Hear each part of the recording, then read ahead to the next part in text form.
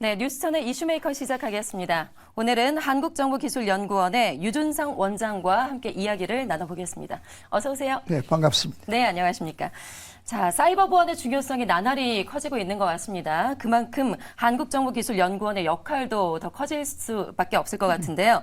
한국정보기술연구원의 대표적인 사업에 대해서 먼저 소개를 해주신다면요. 이 4차 산업혁명이라는 게 인공지능, IoT, 빅데이터, 클라우드 컴퓨팅, 소위 그 미디어 이런 것을 중심으로 하는 게 소위 경제, 산업 그 분야에 확산돼서 인공지능의 그 지능정보통신 기술이 융합돼서 혁명적인, 혁신적인 그 변화를 일으킨 것이 4차 산업혁명인데 그것의 핵심은 사이버 보안이 담보되지 않고는 성공할 수 없습니다. 네. 그런 의미에서 우리 연구원에서는 사이버 보안 인력 양성을 하는 대표적인 한국의 기관이라고 보면 되겠습니다. 네. 특히나 사이버 인재 10만 명 양성 같은 경우는 국가의 또 국정과제라고 할 수가 있잖아요. 그 부분에서 가장 큰 역할을 또 이제 책임지고 있는 거죠. 그 부분을 또 그렇게 생각하면 맞을 것 같습니다. 예. 그런데 우리 연구원의 대표적인 프로그램은 차세대 보안 인력 양성을 하는 BOB, 베스트 오브 베스트 이 프로그램을 통해서 보안 전문가들이 동원돼 가지고 도제식으로 멘토와 멘토링을 해 가지고 좋은 그 연구가를 훈련시키는 그런 프로그램입니다. 예. 그 외에도 많은 프로그램이 네. 있지만 예, 알겠습니다. 말씀하신 그 BOB 프로그램에서 2012년에 1기를 시작으로 해서 상당히 수많은 훌륭한 교육생들이 배출이 됐습니다. 네. 여러 가지 주요 성과에 대해서 좀 소개를 해주신다면요. 여러 가지 성과가 있지만은 세 가지 요약을 한다면 1차적으로는 그 BOB 프로그램을 통해서 성장한 그 수료생들이 이제 국가의 사이버 보호 수호의 그 중심적 역할을 하면서 여러 가지 중요한 일을 하고 있다는 것. 또한 정보보호 역량 강화에 긍정적인 평가를 주고 있습니다. 두 번째는 수료생과 멘토와 한 팀이 돼가지고 2015년에 사이버 해킹 방어대회라는 세계 대회에 출전해가지고 우승을 했고 2018년에도 우승을 했고 2022년 지난해에도 멘토와 멘티들이 또 연합팀을 구성해서 1등과 3등을 함으로써 BOB의 우수성을 널리 알렸습니다.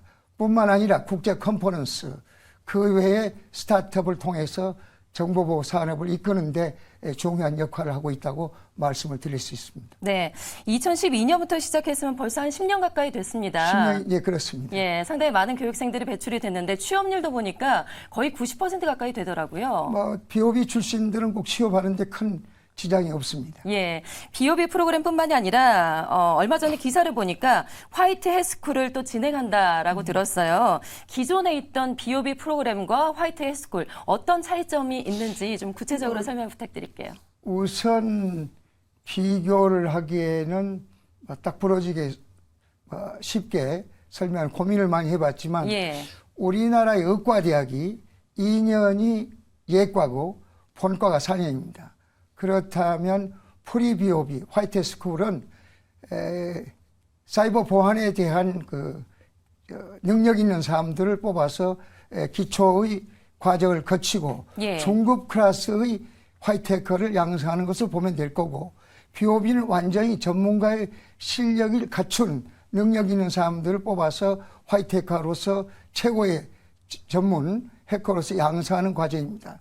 그래서 BOB와 프리비오비, 화이트 스쿨은 상호 보완 작용을 하면서 소위 우리나라의 보안 분야에서 리드할 수 있는 그런 교육이라고 보면 되지 않을까 봅니다. 네, 그러니까 BOB 프로그램보다 좀 더 기본적인 그 사이버 보안에 관해서 이제 교육을 시키는 게 화이트 헬스쿨이라고 보면 되겠군요. 그렇게 볼 수도 있죠. 예, 알겠습니다. 자, 그런데 국내 한 화이트 해커가 이런 이야기를 했어요. 국가의 사이버 보안 역량 같은 경우는 결국에는 민간의 역량이 뒷받침이 돼야 한다라고 강조를 했는데요. 그 원장님이 보시기에는 앞으로 사이버 보안의 역량 강화를 위해서 좀 필요한 것은 무엇이라고 보시는지요? 제가 항상 생각하는 거는 사이버 보안에 있어서 철저하려면 우선 법, 역량 강화, 협력, 그리고 기술, 조직 이렇게 5개 분야에서 좋은 평가를 얻을 수 있도록 노력을 해야 되는데 우리나라가 지금 대한민국 헌법 3조를 보면 대한민국의 영토는 한반도와 부속 도서로 한다 되어 있습니다. 거기에 사이버 영토가 빠져 있어요. 우리가 최근에 러시아와 우크라이나의 전쟁에 보았듯이 이제는 물리적 위협보다도 사이버 영토에 대한 위협이 훨씬 더 위협적이고 더 중요합니다. 그렇다면 우리나라가 사이버 영토를 헌법 제3조에 개정을 해서 넣게 되면 정책적인 지원을 하게 되고 또한 국민이 정보 보안에 대한 중요성을 인식하는 계기가 되지 않겠냐 하는 생각을 갖고 있습니다. 그런 의미에서 최근에 그 윤석열 대통령과 바이든 대통령 사이에 사이버 동맹을 맺어가지고 한미 동맹에 사이버 동맹을 넣어가지고 이 분야에 대해서 공유하고 하는 것은 대단히 중요한 의미가 있다고 생각합니다. 예, 알겠습니다. 자, 그리고 올해 상반기 중에 가장 큰 이슈를 하나 꼽으라면 바로 이제 생성형 인공지능 챗GPT의 등장이다라고 할 수가 있겠는데요. 여러 가지 장점도 있겠지만 사실 단점 중에 하나가 사이버 보안과 관련한 문제점들이 이제 하나둘 속속 드러나고 있는 것 같습니다. 이 문제와 관련해서 챗GPT 어떻게 좀 보고 계신지 원장님의 생각을 좀 듣고 싶습니다. 챗GPT의 등장은 금년 초에 최대 이슈 중에 이슈이죠. 전적으로 지금 말씀하신 것에 대해서 공감을 합니다. 그러나 챗GPT의 등장으로 인해서 우리의 삶과 사회에 대해서 큰 변화를 갖고 옵니다. 챗GPT의 그 기술의 발전이 결국 우리의 인간의 영역까지 침범할 위험이 있습니다. 하지만 오히려 차라리 상호작용과 소위 조화로운 협업을 하게 된다면 우리 국민들 인간에 있어서의 창의성 그리고 상상력, 잠재력, 혁신을 일으킬 수 있는 믿음직한 동반자가 될 수가 있죠.